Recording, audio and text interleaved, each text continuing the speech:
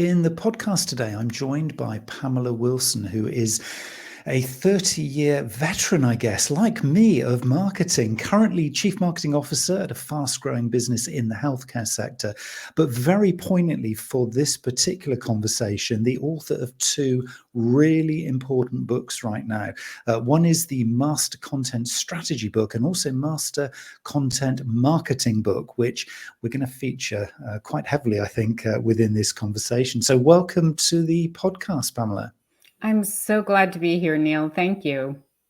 This is great timing. I just feel right here, right now. I know in recent episodes, and we talked about this just before the podcast, we've had a lot of people here talking about kind of the moment, if you like, that AI has sort of taken really in all of our kind of perspectives in terms of communication right now. So everybody's kind of looking at this, everybody's focusing on it.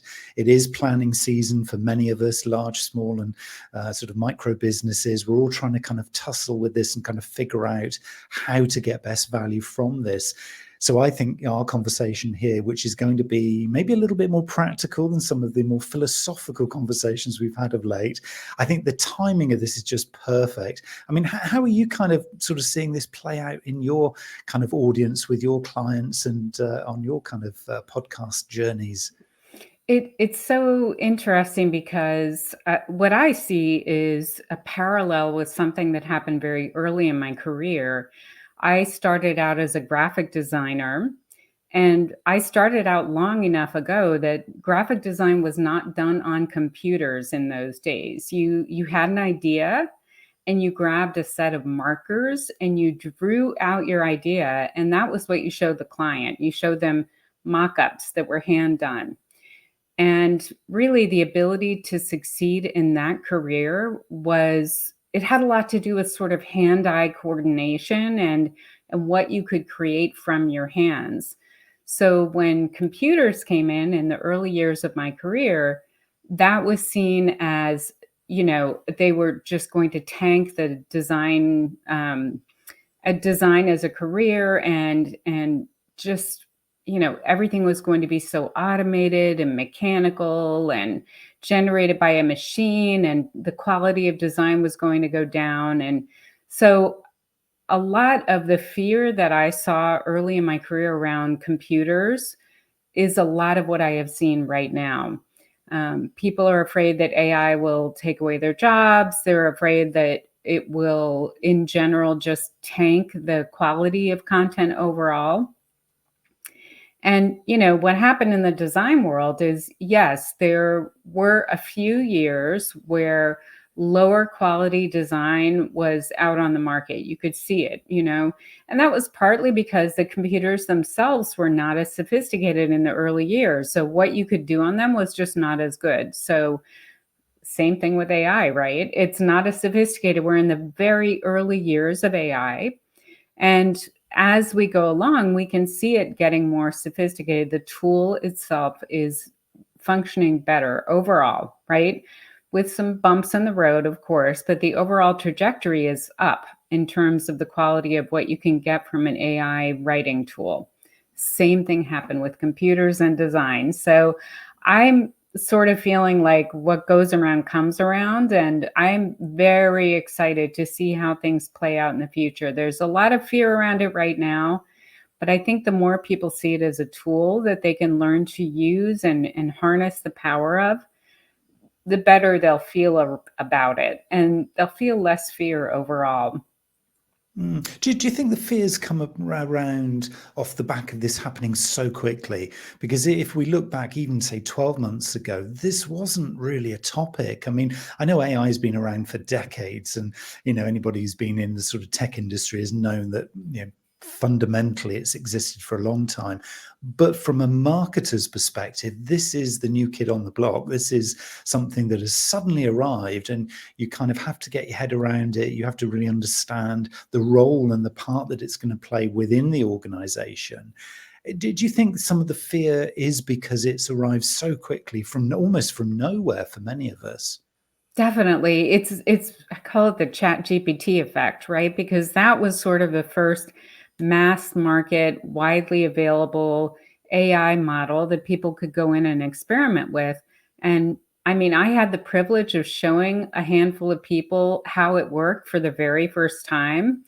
And, just to see their faces go, kind of saying like, whoa, you know, like it, they had heard about it on the news and heard about its capabilities, but then they experimented with it and it was just amazing. You could see people thinking, this is so powerful and this is scary powerful, right? It does seem like the kind of thing that people could misuse. And I think a lot of the fear comes from that. Um, but I think if you just see it as a tool that you are driving, you are holding in your hand and driving, all of that fear goes away.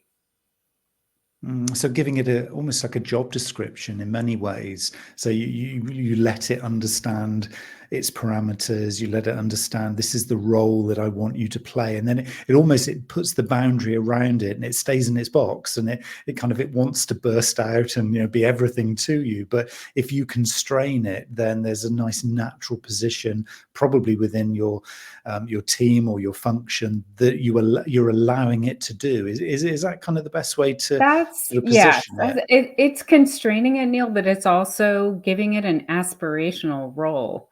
So you don't want to just say you are a copywriter. You want to say you are an industry leading copywriter in this niche, right? So something you want it to be its best version of itself, right? So that's part of that constraint. But overall, I just think seeing it as a tool that can become part of your content production process. It does not take over the process. It is a tool that you use at certain points in the process, just like you might use, Google Docs to set up a blog post or to get it edited or something like that. It's a tool, and if you weave it into the process, you're sort of putting it in its place and figuring out what does it do best and what is it really not good for. And I think doing that thinking ahead of time and then just using it over time and getting more skilled at using it is really the name of the game. Yeah, I mean, people I've been talking to, both as clients and obviously people also on the podcast, I think the consensus generally has been that you can invite it to your meetings. I'm really interested to kind of explore this with you to see what you think on this particular topic, because, as I say, for many of us, this is kind of planning season. It is that time when we're trying to figure out for next year, what do I need to include, directionally, where are we going, more strategic kind of position for the medium to longer term. If you're sat in a team room and you've got people around the table and you've got the blue sky thinking and you've got your flip chart out and you're putting your sticky notes onto the board and you're kind of big dreaming, it feels like if you've got then a computer sat on the desk as well in front of you that has got something like GPT, others are available, but you've got GPT running there, it feels like it's kind of part of the team that can then, when called upon to stimulate ideas or to give a little bit of direction or maybe provide evidence for a particular topic thread that you're exploring, it can come back because it can tap into the bigger matrix way more than we as human beings can do. Would you see, when you talk about strategic marketing, how do you kind of, maybe with that as a question, how do you define its role? I really I don't see it as a participant in a meeting. I see it as a tool you might refer to in a meeting in the same way that you might search for something on the web. So let's say you're in a strategic meeting and you're trying to plan content around that will sort of respond to a new offer that a competitor has brought into the marketplace. So you may look up that offer to get details on what your competitor is offering so that you can kind of respond to that with your content.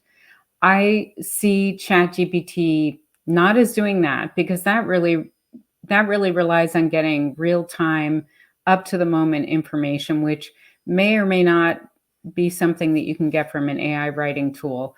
I do see places where if for example, you're going to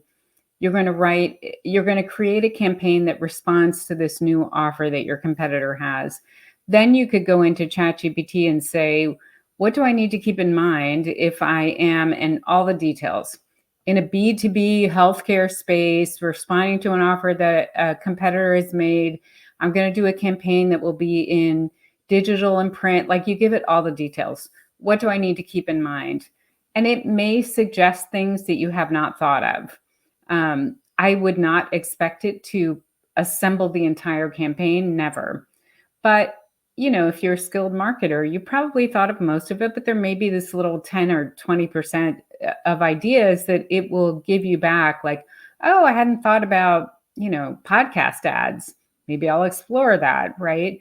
So what I love about it is it's never tired. If you have to put something together at the end of a very long day full of meetings, it can be a good brainstormer that you can refer to. But the way I tell people is, I have a couple of analogies. One of them is that it's an over caffeinated intern that you have hired. So imagine an intern, you brought them into your company, they're very enthusiastic and they've had way too much caffeine. So you give them a job to do and they get it done quickly, but it may not be very accurate. It may not even be true in some places. They may just put in facts that aren't accurate at all. And it may be a little sloppy, like not well crafted, right? So you would never ask that over caffeinated intern to develop your strategy. But you may ask it to brainstorm because it's fast and it's enthusiastic, right? So you might get some good ideas from it, but you wouldn't ask it to take over, right? And then the other thing I always tell people is, it's like, it's not driving the bus. You're driving the bus, right? You're driving the bus of your strategy. You're deciding where you're going to go with the strategy, how quickly you'll get there. You'll decide who needs to be on the bus, how that trip is going to play out. And yes, Chat GPT or any other AI tool might be able to give you some alternate routes that you could take, or some places you might want to stop along the way to look at. But you are driving the bus. You don't want to sit AI in the driver's seat ever, ever. It's a participant in the process, but should not ever be running the whole show. Does that make sense? It does, and I could just, as soon as you said over caffeinated intern, I could see that person, and they were frightening. Actually, Yeah. it was, would you employ that person? Well, I maybe mean, for 10 minutes when you, yeah. right. You might bring them into a room to talk about a project, to throw out ideas, because they'll be very enthusiastic and they'll give you ideas very quickly, right? But yeah, you wouldn't want them running things, right? And I think that's the key, isn't it? It is kind of the rightful place for the skills that it has. Again, like a person, because we're not all brilliant at everything that we do. We have specialist skills, we have value that we can add in certain areas, and then we can get others to kind of infill where there might be either a weakness or a preference not to do something. It kind of feels like it's filling those gaps, doesn't it? Because, and particularly, I guess, for a smaller size business, it can perform a number of functions that otherwise you'd need to have some hires to actually come in and fill those spaces. So there's something really quite nice in terms of the scalability. I'm still thinking planning level here, the scalability of this, because you can punch above your weight, can't you, really, in terms of the automation and the efficiency? You really can, if you know how to use it correctly. I think in the hands of a skilled marketer, it can be really powerful. And I have seen that on my own team. We're a very small team in the company. We're the smallest team in the company, and we create very high quality content that's working really well. And it's partly because we do have it as part of our workflow. It doesn't do the work for us, but it assists at certain key moments in the process, and that has been incredibly helpful. My team has been pretty excited to learn how and where to use it and how not to use it. Certain things I've seen come across my desk for review, and I've sent it back and said, yeah, I can see the Chat GPT in this. We need to get a little more humanity into this. So one thing that we notice it will do is it starts adding analogies, and it will just be one analogy after another. I had this one video script I was approving a few weeks ago, and in a 1 minute video, I think it was 4 different comparison style analogies. I was like, yeah, we need to pare these down because the humans who are trying to follow this video will not be able to follow all these analogies. It's very confusing. It's almost quite entertaining as well, actually, to see what it will come up with, just in a sense of something completely inappropriate, not necessarily, completely inappropriate, but in terms of kind of the value that it's actually bringing, because I mean, that is way overkill. It's interesting. I've literally just come off the back of a webinar, which was focused actually, ironically, on the art of storytelling, and using various kind of arc kind of models and, frameworks that allow you to, build the intrigue, reach the climax at the right point in the story, and then give a call to action, all of those kind of real planning techniques.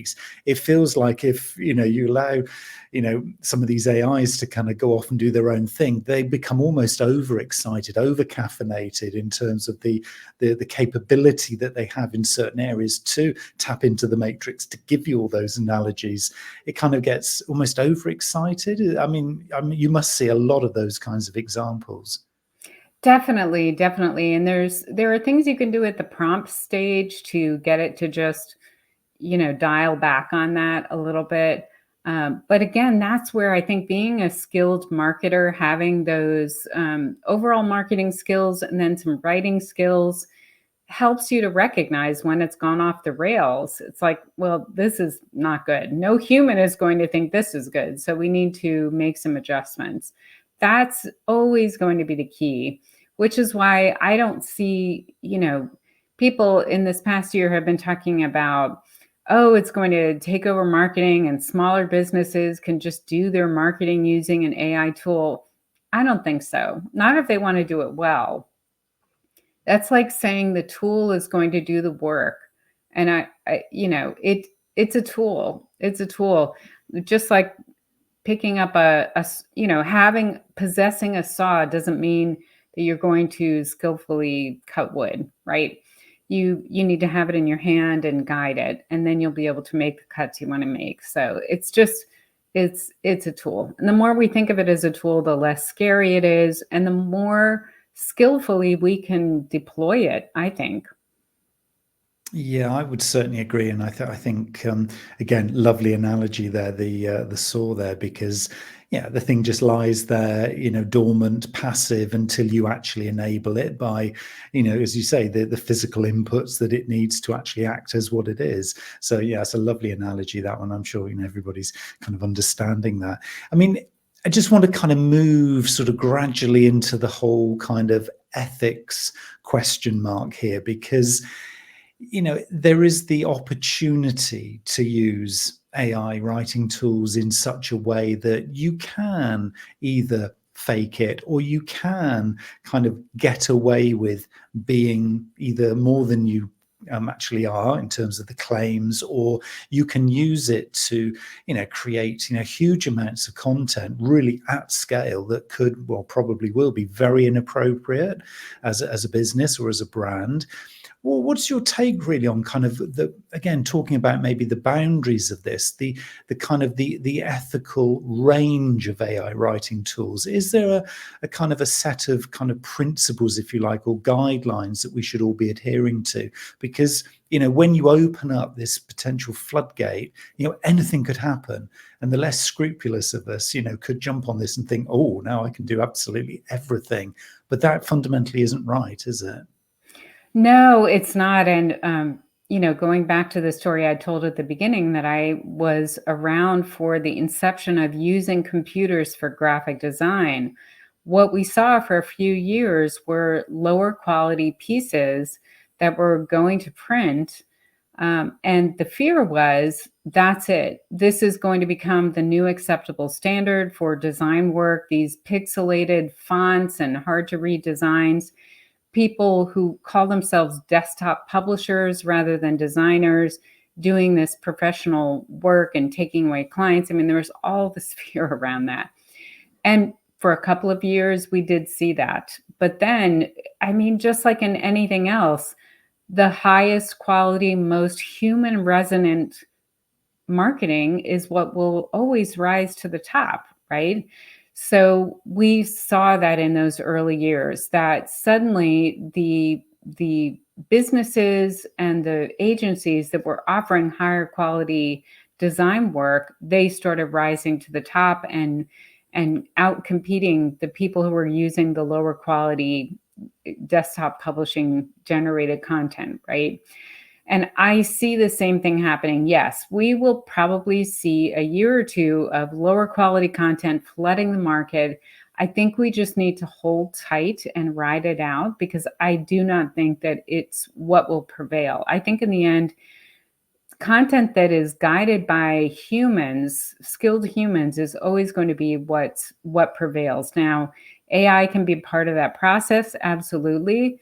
But if you have created a content strategy that's based on what you know your prospects need in the process of purchasing from your company, and you base it around that.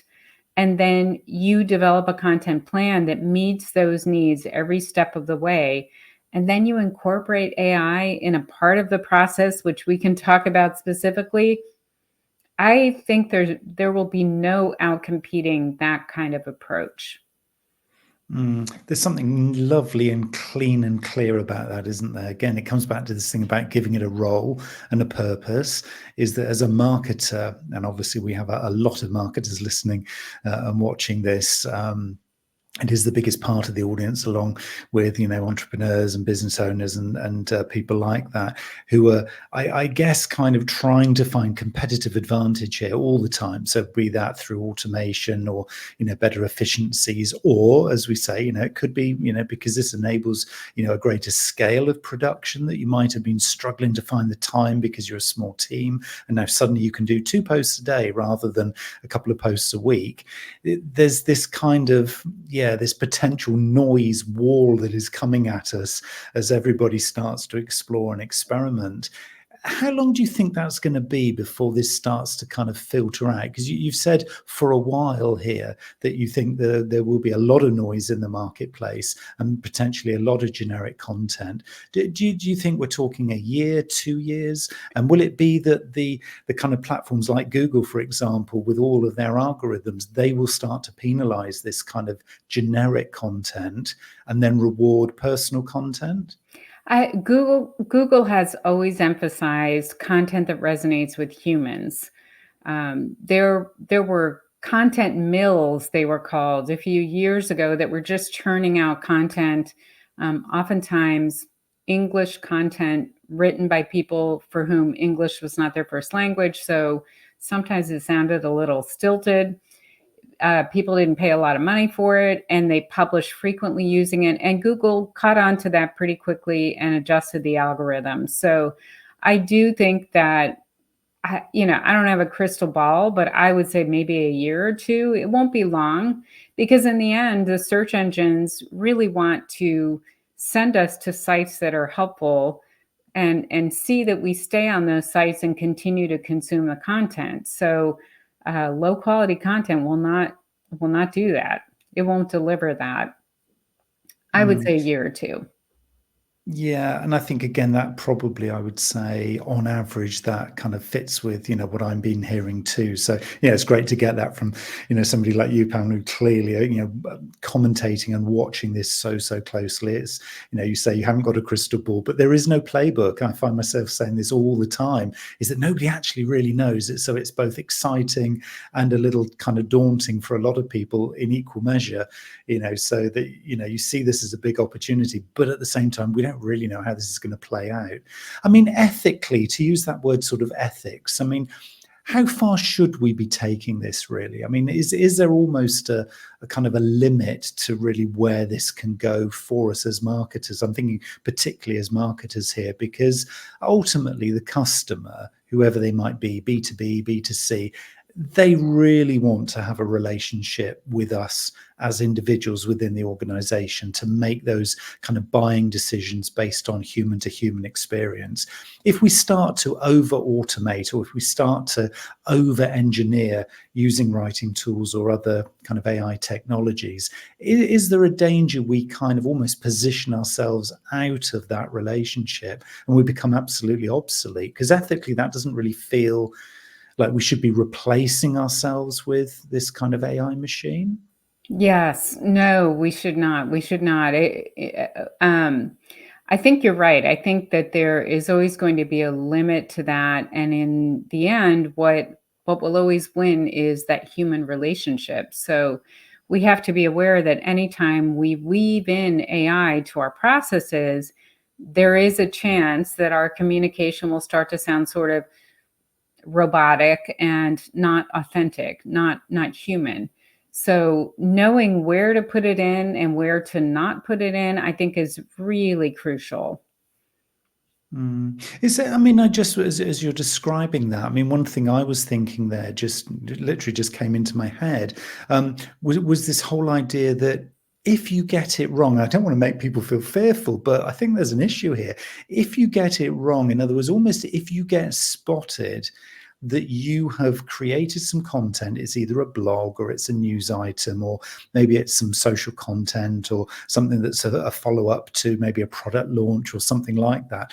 And instantly, because you took an easy option on that one day, in that one moment, and you didn't fully edit it, and it's so clearly written by GPT or other AI writing tools, does that undermine everything as a brand? Does that kind of sort of almost make people think, well, actually, so I don't trust that because it wasn't written by who I thought I was hearing from. So now I'm not going to trust anything else this brand publishes. Do you think there's a danger here that if we get almost caught out as marketers, we've really kind of created a monster that we can't then retrieve from? I think there is a danger, and I think having that trust-based relationship with your prospects is crucial. And you don't want to do anything that will cause them to lose trust in you. So ensuring that how you're communicating and what you're saying is crafted by a human as much as possible is really important. I do think it's a danger we need to be aware of. Yeah, because it just feels, again, the way you've described things, that, great opportunity, but guys, don't just overcook this. And Right. ultimately, always, and I think you described that role with the video content, that there's got to be somebody who will sign this off. GPT Mhm. and others are not there to sign this stuff off before you press the publish button. So is there kind of like a process that you would recommend working to in terms of AI, content assistant or content producer, and then somebody, another party who kind of oversees the work of those two, or is it more complex than that? Well, I'll tell you what we do on my team, and maybe that this will help. So we first of all come up with a content strategy on a month by month basis. So we work ahead a month and look ahead to the next month and plan out what we're going to be publishing and when, and the themes that we'll be talking about, and all of that. So that part is all human. It's all of us meeting and knowing what the company is working on, what we want to emphasize right now, what customers are asking, things that are happening in the industry that we want to address, all of that. It's a big brainstorming meeting with I say big brainstorming meeting. We're a tiny team. So it's a tiny brainstorming meeting with our team. And we sort of map out what we're going to talk about for the month. And then when it comes to an actual piece of content, what we do is I developed a content brief structure that the writer fills out. And that includes the headline that she's planning to use, the keywords that we would like to target, the main points she wants to make, and things like the way I teach content marketing is I teach these 7 essential elements. Let me give you those first so that you understand. So the 7 essential elements are, and this goes for blog posts, podcasts, videos. You need to have some kind of headline or title. You need to have a first sentence or a hook that pulls people in from the very beginning and keeps them engaged in the content. Then you want to have some kind of introduction section, which is what you did beautifully on this podcast episode. You introduced me and the topic we are going to be talking about. Blog posts have to do the same thing.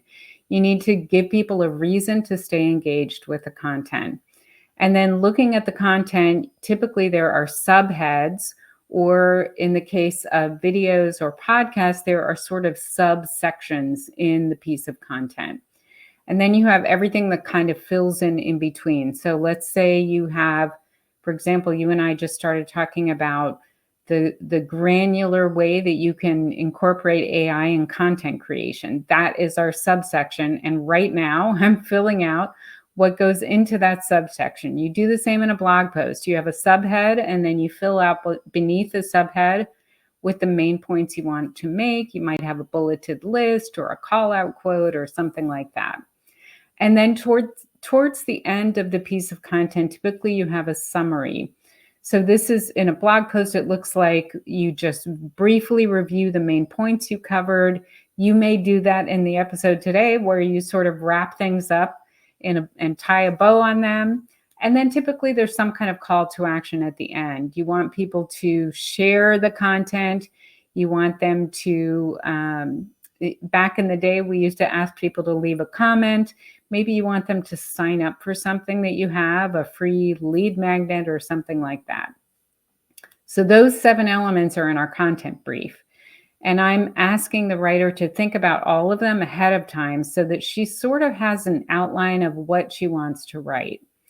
And then that outline is what gets fed into ChatGPT to get some help generating what I call draft 0.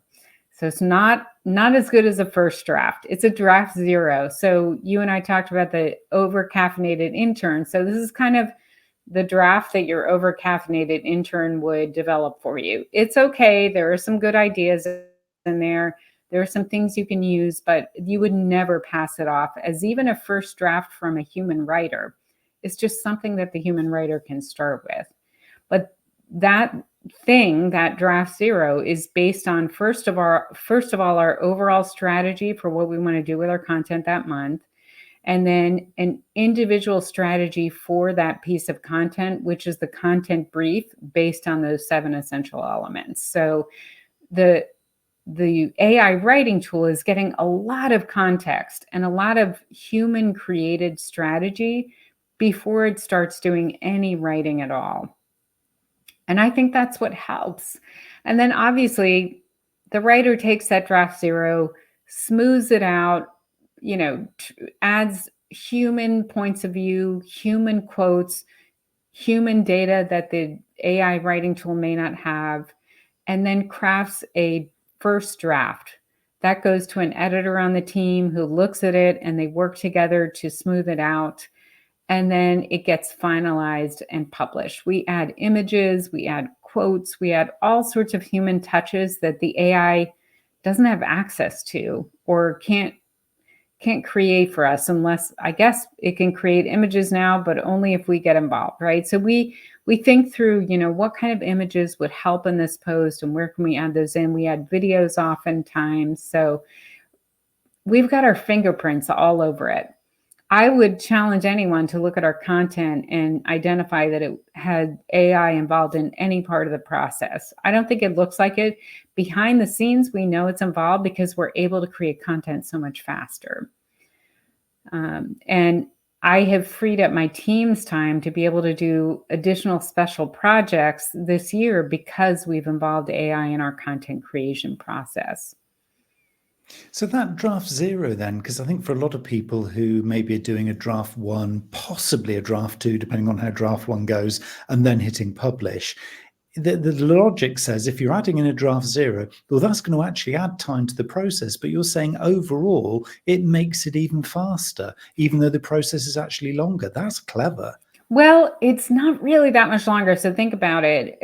Before ChatGPT or any AI writing tool was a part of the process, I was still having people go through and do a content brief, because if you don't have any kind of content brief, any kind of planning document before you create a piece of content, the person working on the content may go completely off the rails in the wrong direction and lose a lot of time spent developing something that really doesn't fit into your overall strategy. So some kind of planning document was always a part of our process. And to go from the planning document to a first draft took a long time because the writer had to flesh everything out from scratch. So they were going from this very bare bones outline that had the basic points, but it was really like a bulleted list, right? They had to go from that to a 1,500 word blog post, say, for example. And that took a lot of work. So ChatGPT, in our case, any AI writing tool, is an additional step, but adding that step in, it might take an extra 5 minutes of time. And then the writer has this draft zero that then, rather than writing from scratch, they are fleshing out, smoothing out, they're pulling pieces out of it, adding little sections in, adding quotes, adding detail.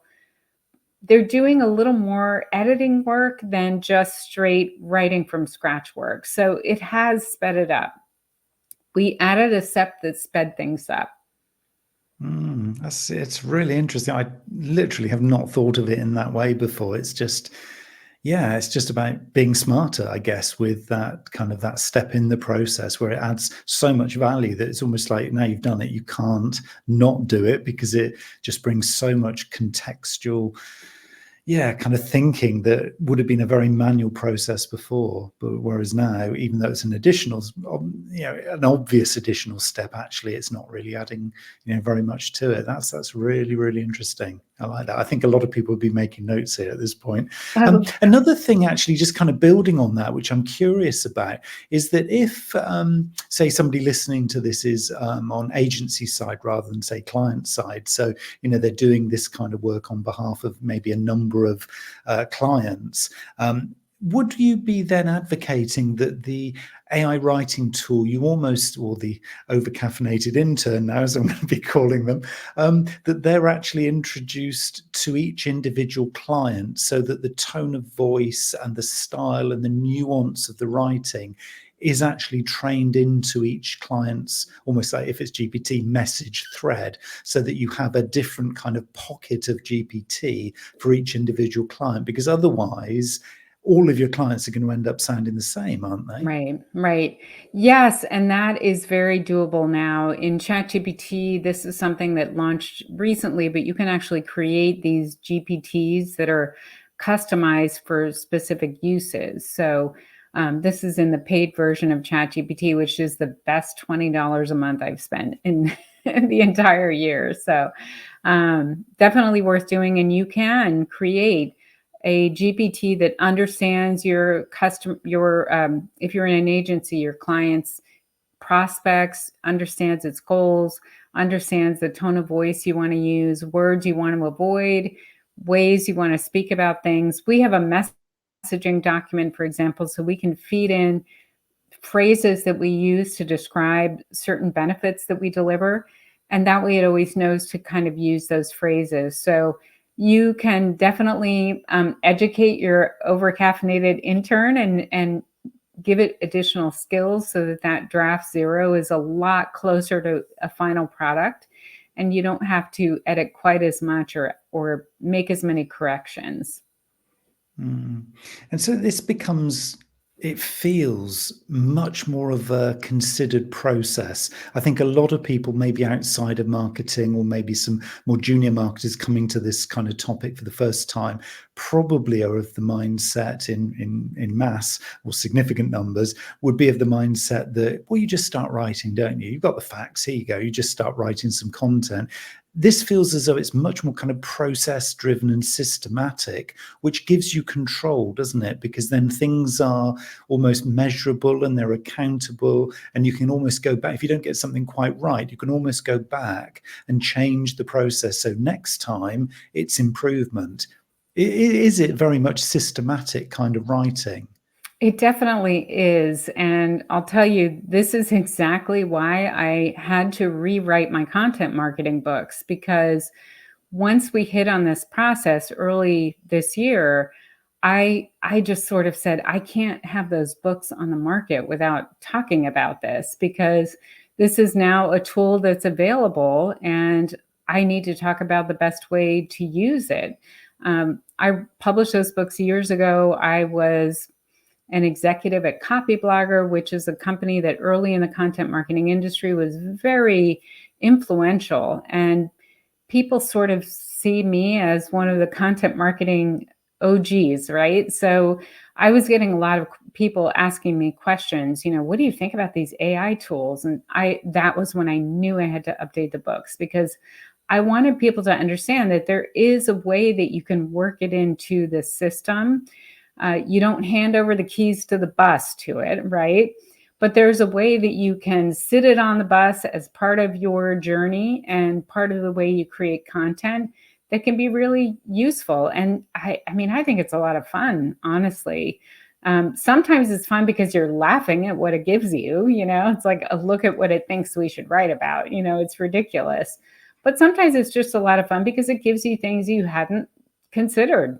It's like, oh, well, that's an interesting angle. Let's explore that, right? That's where that over-caffeinated intern can be useful, amusing even sometimes. And they're just too much caffeine. I know the feeling myself, too much caffeine, anything can happen. Right. So, well, sometimes, I guess, like you say, particularly for those of us who have, produced over the years a lot of content, that you're going to get writer's block at some point, even if you've got that monthly content strategy meeting and you're, with Best Endeavor, what your overarching strategy is. So, you've got all these content threads that you can write to. At some point there will be writer's block. So this kind of feels like it's give it extra caffeine, and it's an enabler to kind of create those moments. Takes out some new ideas, definitely. Mm-hmm. And the interesting thing that I want to make sure I mention is that as part of our overall content process, we are using the blog posts that we generate as inspiration for videos. So one of the posts that we publish every week has a video embedded into it. And we're looking at our content strategy and deciding which of these topics is going to work with video, which would be a video type topic. And the video content is based on that same content brief that we're using for the blog post. Our videographer looks at that and then develops a script based on that and then highlights the main points. So that video is on our YouTube channel, but it also gets embedded in the post. And then the other thing that we're doing is we are doing content upgrades. Are you familiar with that concept? Tell me more. So a content upgrade is if you write, for example, a blog post, but it could be a podcast episode or a video that's about a really dense topic that your prospects are interested in. You can give some basic information in the piece of content and then offer to give your prospect additional information if they will share their email address. And then you send it to them, let's say in a PDF, or maybe it's a bonus tutorial video or something like that. So you're getting an email in exchange for this additional information that's based on the topic of the post. And this is another place where AI writing tools have really helped, because let's say we have this very specific, very dense topic, and we give the 5 main points in the blog post. And let's say we want to give 5 more in this content upgrade. It's been really helpful to have this over-caffeinated brainstorming partner, because you can say, give me 25 additional ideas, and then you just pull the best 5 and develop those into the content upgrade. So we have been able to do a content upgrade every single month, and those have helped to build our email list with very targeted leads where we know exactly the content upgrade they signed up for, and that tells us what they're most interested in. So we have leads that we have a little bit of data about. And then we've also been able to do a video every single week because we have AI built into this process. It's made everything easier. It's amazing. Really, really good. And I just love the fact it is a process. I mean, that's the thing, for a lot of us to keep that consistency, that whole kind of systemizing this, I think is so, so important. And, I know you and I are kind of very planful in the way that we approach this. I can just tell by the way you're describing this. I think for those more random, or let's call it spontaneous marketers and business owners out there, this might be a new kind of style of doing things, but, clearly gets the consistency, the reliability, and those outputs, which is amazing. So I want to signpost people to your book, Pamela. I want all your books rather, because there are two for both of the strategy and the actual content production. So how can people get hold of them? The best place to find them is to go to my website, PamelaWilson.com. I own my name on the internet, so they can go there and they'll see them on the homepage. They could also go directly to the books page, which is mastercontentbooks.com. And that will take them straight to the page that tells them about each of the books and what they contain and what they can find in them. And they're available on all the major online stores, Amazon, Kobo, what else? Google Play, all the major locations, they can be found there too. Oh, that's great, and I can feel that on many marketers' Christmas lists now we're seeing that book, because all those two books as a set. Because this is really important stuff, and I think right now, if you are listening or watching this and you want to get competitive advantage, you want to protect yourself, you don't want to get caught by the changes to Google's algorithms that we've been talking about, and you want to create a solid system for production of your content into next year, this is the approach. This is the way to do it. So, Pamela, thank you so much for your time and your wisdom and the ideas. I mean, you said this was going to be a practical session. I think people have got a lot of ideas here to go away and experiment and explore with, and I'm sure different ways of doing what they have been doing. So thank you very, very much for sharing that with us. Thank you, Neil. I am excited to have been able to talk about this, and I hope that people are excited about the possibilities and maybe lost some of their fear after listening to this episode.